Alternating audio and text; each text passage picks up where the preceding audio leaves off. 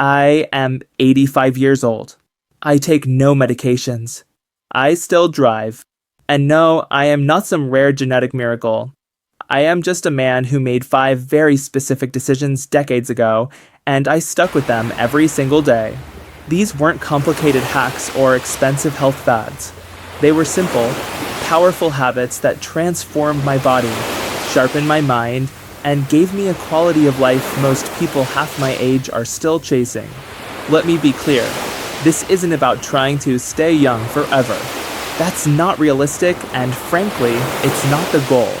What is realistic is building a life where energy, clarity, independence, and strength are part of your everyday experience, no matter your age.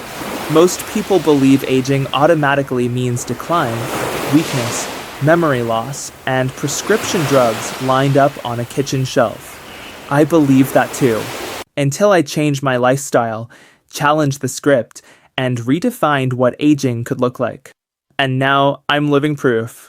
These 5 habits are not generic tips you've heard 1,000 times.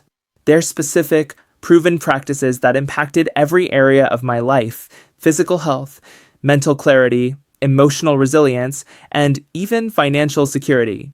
I don't share them because they worked for someone else. I share them because they worked for me, and they've kept working for decades. This is not a motivational speech. It's not about hype. It's a practical, no-nonsense look into what actually works. If you want energy that lasts, a mind that stays sharp, and a body that serves you, not burdens you, then listen closely. I'm 85, no meds, still driving, and I'm going to show you exactly how I did it. Let's dive in. Habit number 1, daily movement that respects your body. Movement saved my life. Not extreme workouts. Not bodybuilding, not hours in the gym, just daily, intentional movement that respected the body I had, not the one I wished I had. When I was in my 40s, I realized I had 2 choices: move every day or watch my body slowly shut down. So I started small: a 15-minute walk after breakfast, stretching before bed, no machines, no memberships, just movement that felt good, that made me breathe, and most importantly, made me want to come back the next day. Over time, that 15-minute walk became 30. Then I added light bodyweight exercises, push-ups, squats, and wall sits. I didn't lift heavy. I focused on control, breathing, and consistency. I listened to my joints. If something felt off, I adjusted. I was not chasing soreness or exhaustion. I was chasing functionality, mobility, strength, and energy that would serve me in daily life. One of the biggest lies people believe is that movement has to be painful to be effective. That's not true. At 85, I can still climb stairs, carry groceries, and get out of chairs without assistance, not because I ever bench pressed 300 pounds, but because I moved my body every single day in ways that made sense for me. I also integrated variety. Some days I walked. Some days I danced with my wife in the kitchen. Other days I did Tai Chi or gentle yoga. The goal was always the same: move with purpose and never let a day go by without honoring my body's need to stay active. What made the biggest difference wasn't what I did, it was that I kept doing it. Rain or shine. Good days and bad. I treated movement like brushing my teeth. Non-negotiable. A basic requirement, not a bonus. And here's something few people tell you: daily movement improves more than just your muscles. It regulates your hormones. It stabilizes your mood. It reduces the risk of chronic illness. It sharpens your brain. It protects your joints. And perhaps most importantly, it builds confidence. There's something powerful about knowing you can rely on your body. Let me give you a practical breakdown of what this looked like for me in my later years. Morning walk, 20 to 30 minutes, gentle pace. I focus on breathing, posture, and gratitude. Stretching or mobility, 10 minutes I rotate my joints, loosen my hips, and stretch my back and shoulders. Resistance, 3 times a week bodyweight squats, inclined push-ups on a wall, and core exercises. Balance drills, daily standing on one leg while brushing my teeth, walking heel to toe along a line. Simple? Yes, but incredibly effective. I've seen friends my age lose their independence simply because they stopped moving. They sit too much, they avoid effort, and they pay for it later in loss of function. I chose not to let that be my story. You don't have to be young to be strong. You don't have to be flexible to start stretching. You just have to respect where you are and commit to not staying there. Move every single day, even when you don't feel like it. Especially then. Because if you wait until you're motivated, you'll move less and decay faster. I am 85. I don't move to look good in a mirror. I move because I want to stay in the driver's seat of my life, not the passenger. Habit number 2, mastering the mind through daily mental hygiene. If my body is my vehicle, my mind is the driver, and I never let the driver go unchecked. Most people focus on diet and exercise, but neglect the one thing that determines how they experience everything, their thoughts. At 85, my memory is sharp, my emotions are steady, and my decisions are clear not because of luck, but because I treat mental hygiene like I treat physical health. Non-negotiable. Daily. So, what is mental hygiene? It's not just thinking positive. It's about managing your mental inputs, filtering stress, building emotional resilience, and choosing thoughts that serve you, not sabotage you. Years ago, I realized the average person consumes more noise than nutrition.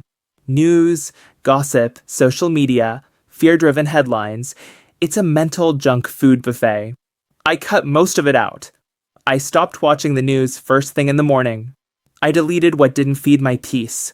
Instead, I replaced those empty mental calories with something far more nourishing: reflection, learning, and clarity. Every morning, I sit down with a notebook. I write out 3 things: what I'm grateful for, what I want to improve, and what I need to let go of. It takes 5 minutes, but those 5 minutes ground me. They pull me back from distraction and give my mind a place to stand. I also meditate not for hours, but for 10 minutes of deep breathing and presence. No phone, no noise, just breath and awareness. That small act resets my nervous system. It trains my brain to stop reacting to everything and start observing. That one shift alone changed how I handle stress, arguments, disappointment, and uncertainty. But perhaps the most powerful thing I ever did for my mental health was mastering emotional discipline. I used to let anger control me. I held grudges. I stewed over things. But as I aged, I realized that peace isn't something you find. It's something you protect. And to protect it, you need boundaries. I learned to say no. I learned to walk away from people who drained me. I stopped trying to win every argument. And I stopped letting small things steal big chunks of my energy. Mental clarity also comes from learning. I never stopped reading. I never stopped asking questions. I never assumed I had it all figured out. My bookshelf is full of philosophy, health, psychology, finance, subjects that sharpen me and expand me. A healthy brain craves challenge. If you don't give it new material, it rests. It atrophies. It slips into default mode, and that's how people lose their edge, not just physically, but mentally. Another underrated factor? Sleep. Most people brag about hustle and sacrifice their rest. Not me. I protect my sleep like a lion guards his den. Why? Because good sleep clears out brain toxins, improves memory, balances mood, and boosts immune function. You can't be sharp if you're chronically sleep deprived. So here's what my mental hygiene looks like. Morning journaling, 5 minutes gratitude, clarity, release. Meditation or deep breathing, 10 minutes stillness over stimulation. Reading, 30 minutes / day nonfiction, personal development, spiritual insights. Low information diet, no doom scrolling, limited media, no arguing online. Emotional boundaries, no unnecessary drama. Protect peace at all costs. A strong mind is not a luxury. It's a requirement. At 85, I do not fear cognitive decline because I train my mind the same way I train my body, intentionally, consistently, and with full respect for its power. Do this daily, and you'll start to notice something. Peace becomes your default, not panic. Clarity replaces confusion. Focus silences the noise. And suddenly, life feels a lot more manageable no matter how old you are. Habit number 3, eating to live, not to escape. I used to eat for comfort, for pleasure, for boredom. It cost me energy, clarity, and years of vitality. But everything changed when I adopted a new mindset. Food is fuel, not entertainment. That simple shift, eating to live, not to escape, redefined my health and bought me decades of strength and clarity. Most people don't realize just how destructive their eating habits are until it's too late. They load their plates with processed sugars, artificial ingredients, and excessive sodium, then wonder why they feel tired, bloated, and foggy. I did too, until I got tired of feeling sick and tired. In my early 50s, I made a radical decision. I was no longer going to eat like a man trying to fill emotional voids. I was going to eat like a man preparing for the next 30 years of life. And that decision, though simple, changed everything. I cut out most processed foods, not all at once, but consistently. Soda went first, then chips, white bread, frozen meals, and sugar-packed snacks. I replaced them with real, whole foods, vegetables, fruits, clean proteins, legumes, and healthy fats. I simplified meals instead of complicating them. One of the most powerful changes I made was learning how to build a plate. Every meal had to follow this principle: balance. A lean protein, chicken, fish, lentils, eggs, a complex carb, quinoa, sweet potato, brown rice, a good fat, olive oil, avocado, nuts, and vegetables, always vegetables. This combination kept my blood sugar stable, my energy consistent, and my hunger under control. But more than what I ate, how I ate mattered just as much. I slowed down. I stopped eating in front of screens. I learned to chew my food fully. I paid attention to hunger and fullness. I respected my body's cues instead of stuffing them with distractions. This alone solved years of bloating and indigestion. Hydration was another game changer. Most people are walking around mildly dehydrated and don't even know it. I began each day with a glass of water with lemon. I carried a water bottle with me.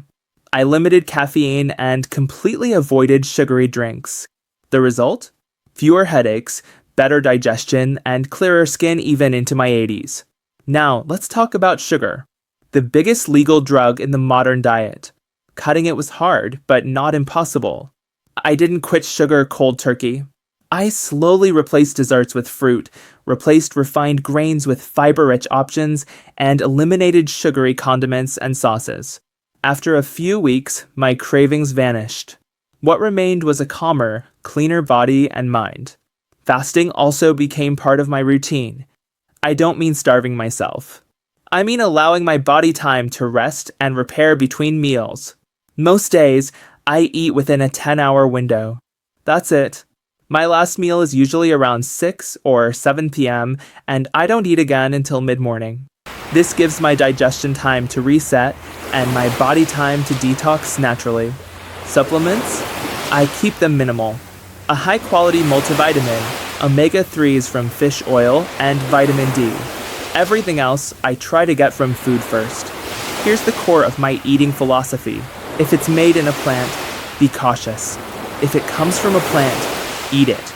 Real food in reasonable portions, eaten with respect and attention. I've seen people add years to their life, and life to their years, by changing just one thing: their relationship with food. You don't need the perfect diet. You need a consistent one. One rooted in simplicity, discipline, and care for the future version of you. Your body reflects what you fuel it with. Every bite is a vote for the life you want or the one you're trying to avoid. Habit number 4, moving with purpose every single day. I do not work out like a bodybuilder. I do not train for marathons. But I move my body with purpose every single day, and that's the real secret to why, at 85, I still have balance, energy, and strength most men half my age would envy. Movement is life. The moment you stop moving is the moment you start decaying. It is not just about looking good. It is about staying capable. Being able to bend down and tie your shoes. To lift groceries without pain. To walk upstairs without needing a break. That kind of independence doesn't come from wishing.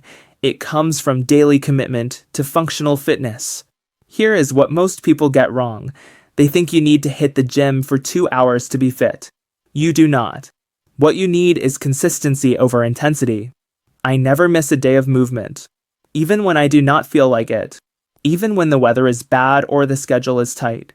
There is always a way to move. My daily routine is simple, and it has kept my joints mobile, my muscles toned, and my heart strong.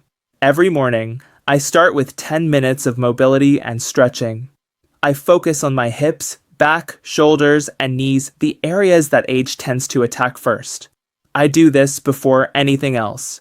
It sets the tone for the day and keeps me limber. After that, I walk. I walk outside if I can, inside if I must. A brisk 30-minute walk boosts circulation, improves heart health, clears my mind, and lubricates my joints. I have walked through pain, through grief, through confusion, and every time it brought me back to center. 2 to 3 times a week, I add resistance training. That's right, even at 85. I do not lift heavy, but I do use resistance bands, light dumbbells, and bodyweight exercises. Squats, push-ups against the wall, seated leg raises, shoulder presses. These are not about building size. They are about maintaining strength, posture, and bone density. Why does that matter? Because muscle is your armor against aging. It protects your joints, supports your bones, and stabilizes your balance. When you lose muscle, everything else begins to fail. Sarcopenia, the loss of muscle with age, is not a guarantee. It is a result of inactivity. Balance is another area I take seriously. I do single leg stands while brushing my teeth. I walk heel to toe across the room. I practice turning slowly with intention. These micro habits help prevent falls, which are the leading cause of injury and death in older adults. I have never broken a bone because I trained my balance long before I needed it. Breathing is part of my movement too. I pair breath with motion, inhale on exertion, exhale on release. This keeps my blood pressure in check, reduces stress, and strengthens my lungs. Breath is often overlooked, but at this age, it's one of the most powerful tools in my fitness toolkit. And finally, I never sit too long. Every hour I stand. I stretch. I move my body. Sitting for long periods is toxic to your health, worse than smoking, according to some studies. So I set reminders. I listen to my body. I make movement a natural part of the day, not just something I check off a list. So many people wait until something hurts to start moving. But by then, it is harder to come back. The secret is to never stop. Motion is preservation. Stillness is surrender. If you want your body to last, you need to use it, not abuse it, but use it wisely and often. You don't have to run marathons, but you do need to move like your life depends on it, because in truth it does. Habit number 5, protecting my peace like my life depends on it. If I had to pick one habit that gave me the sharp mind and calm soul I carry at 85, it's this. I protect my peace. Ruthlessly. Because stress will kill you faster than any disease, and mental chaos will age you in ways you cannot see until it's too late. I learned this the hard way. When I was younger, I thought being busy meant being successful. I overcommit, overthought, and overwhelmed myself with people, noise, and drama. And it drained me physically, emotionally, spiritually. Then one day, a man I admired said to me, "If you do not control your environment, it will control you." That was the spark. From that day forward, I made protecting my peace a daily, non-negotiable practice. The first thing I did? I became selective with who I allowed into my life. If someone constantly brought stress, negativity, or chaos into my world, I cut ties or created strong boundaries. I stopped explaining myself. I stopped fixing people. And I stopped sacrificing my sanity for anyone who didn't respect it. This one shift made me feel 20 years younger, no exaggeration. Second, I created a morning routine that grounds me. Before I check my phone, emails, or anything outside myself, I take 20 to 30 minutes to center my mind. I sit in silence. I breathe deeply. Sometimes I journal a few thoughts. Sometimes I just look outside and appreciate being alive. No matter how chaotic the world is, I start my day in peace. That gives me strength. Third, I learned to say no without guilt. Not every invitation deserves your time. Not every opportunity is aligned with your values. As a younger man, I said yes to too much out of fear, people-pleasing, or ego. Now I say no as a form of self-respect. If it costs me my peace, it is too expensive. I also stopped chasing perfection. That pressure to always be more, do more, and look a certain way, it's poison. I embraced simplicity instead. I downsized my commitments. I focused only on what truly matters: my health, my family, my purpose, and my joy. Everything else became background noise. Now let's talk about mental detoxing, a practice I swear by. Every day, I spend time away from screens. No phone, no news, no digital noise. I step outside. I listen to birds, feel the breeze, or just walk in silence. This may sound small, but it's massive. Your brain was not built for constant stimulation.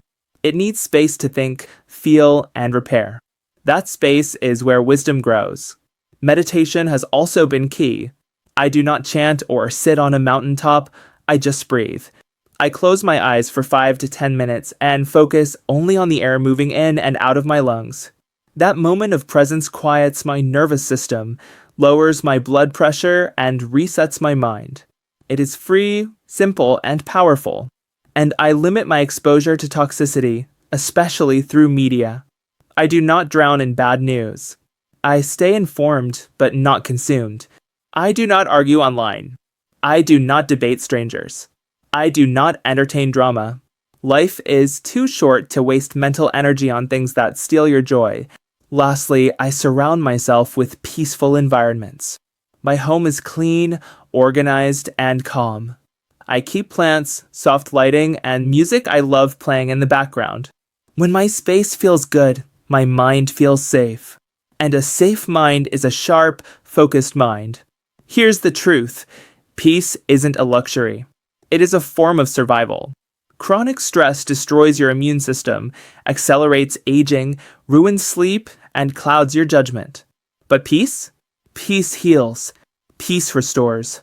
Peace keeps you young from the inside out. At 85, I am not on any medication, not because I'm lucky, but because I built a life around calm, clarity, and control.